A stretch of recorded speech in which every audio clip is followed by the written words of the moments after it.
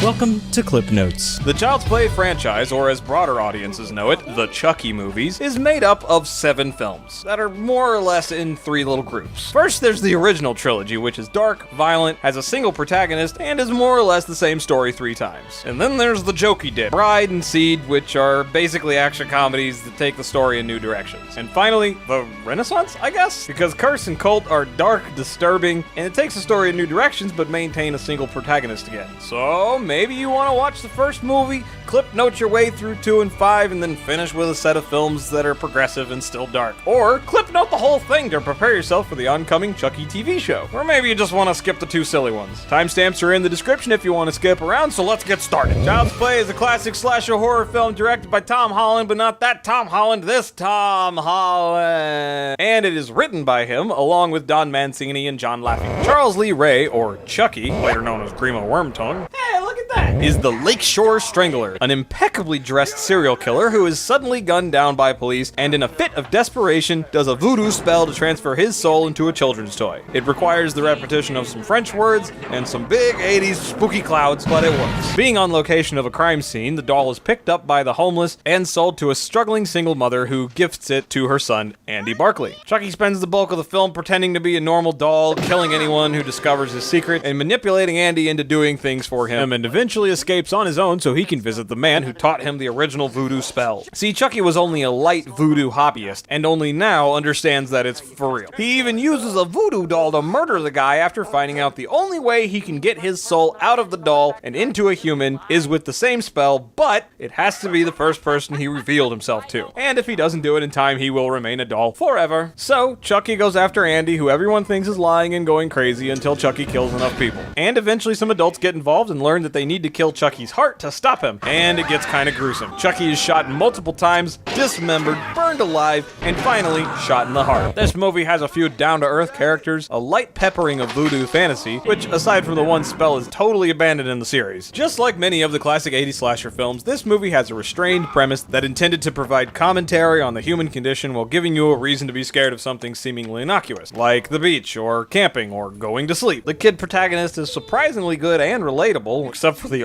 awful one-liner at the end of the movie. This is the end, friend.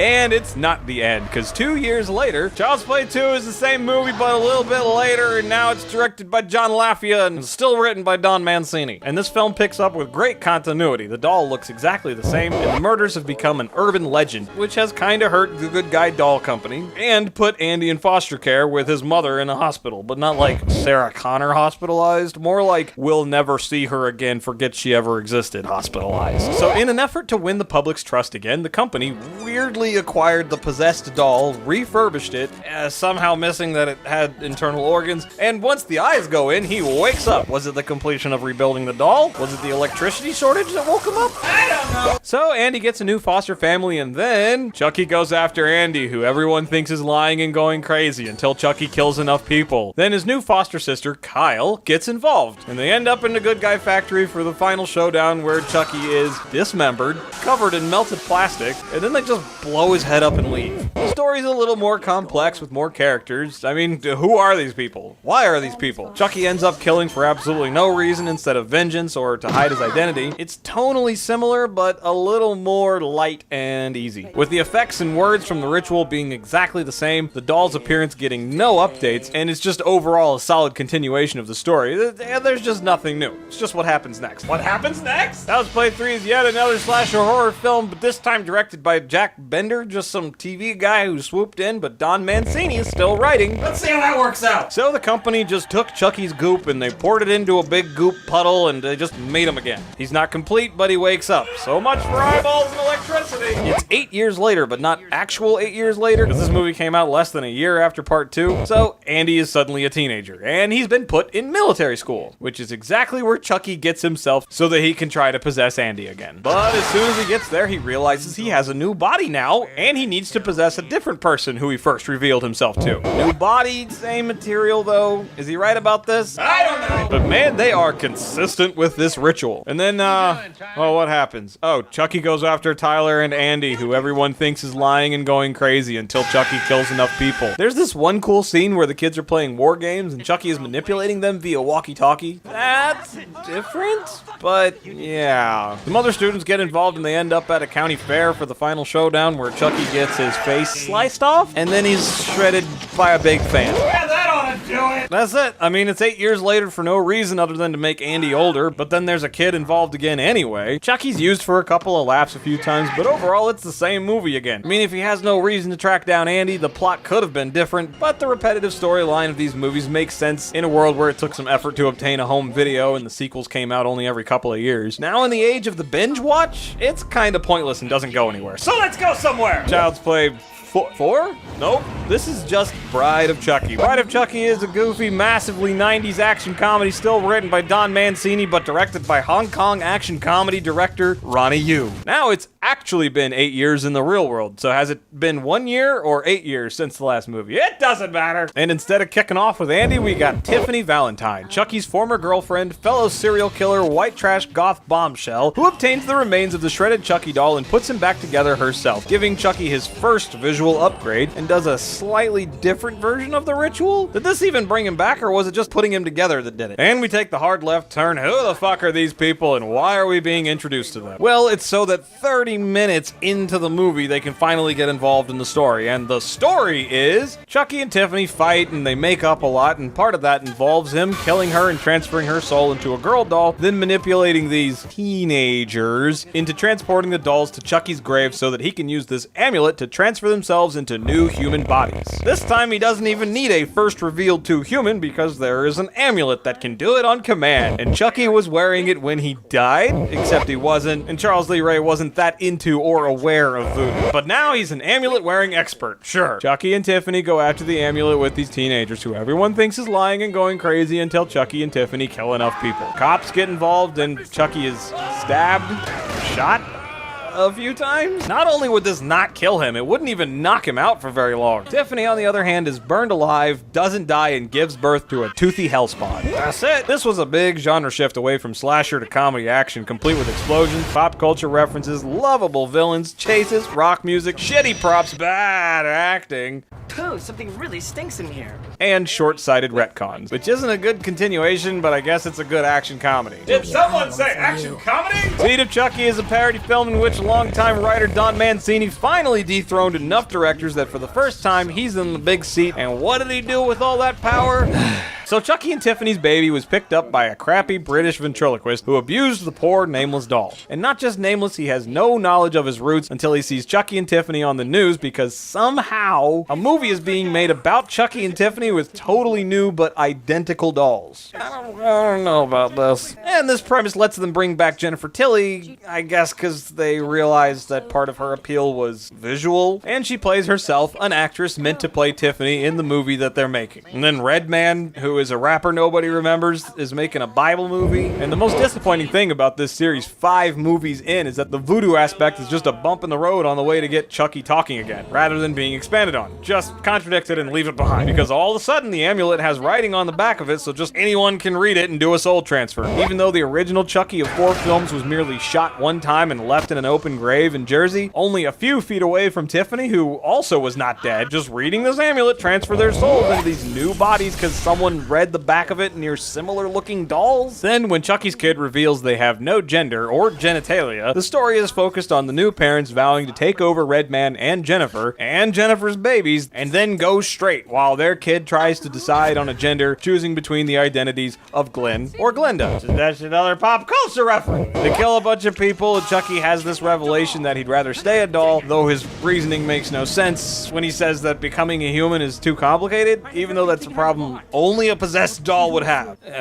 So Chucky is dismembered with an axe, and that And that's it? No biggie for him, but I guess he's dead. Tiffany becomes Jennifer Tilly. The kid gets his personality split into two gender-opposed twins, and they live a happy life for 5 years until Chucky's arm shows up and kills them all, I guess? I don't know. This flick is a full-blown comedy with pointless nudity, dumb sex jokes, Britney Spears gets blown up, and even the movie's plot is a little self-contradictory because the whole thing with Chucky having to impregnate Jennifer Tilly makes no sense. I don't know. If you like the scary movies, then you'll like this movie. It's also impossible to segue from this one into the next one, but... Did someone say impossible segue? Curse of Chucky is an unsettling horror mystery bafflingly written and directed by Don Mancini again. It has a far calmer intro and yes, more characters we know nothing about. And if 4 and 5 were devoid entirely of human drama, and the original trilogy had some human drama, Part 6 is loaded with human drama. Half the movie is Chucky quietly sitting in a corner while this Agatha Christie-style mystery unfolds among a few family members in a decaying mansion. Anyway, we're introduced to a paraplegic, Nika Pierce, who is played by Fiona Dourif, the real-life daughter of Brad Dourif, the voice of Chucky. But more importantly, she was awesome, and Dirk, gently go watch that real quick. Chucky, right. So apparently, retconning before he died, he was friends with the Pierce family, fell in love with and kidnapped the mom, who he kept in a basement under the delusion that they were going to be a family. Until the police showed up, he killed her, paralyzing her unborn child, and then was gunned down minutes later. That's the backstory of the film, not the story of it. But it's the only important part. It's also kind of weird, like, does Tiffany even exist anymore? And I didn't mention it before because it didn't seem important at the time that he had a partner with him that night, and man, it really doesn't seem important now. Anyway, Chucky goes after Nika, the aforementioned paralyzed baby, who everyone thinks is lying and going crazy until Chucky kills enough people, and then the courts are positive she's lying and crazy. And she's sent away to prison. He is stolen by a cop and then stolen by Jennifer Tilly, still possessed by Tiffany, who mails him to Nika's niece, Alex. And he finally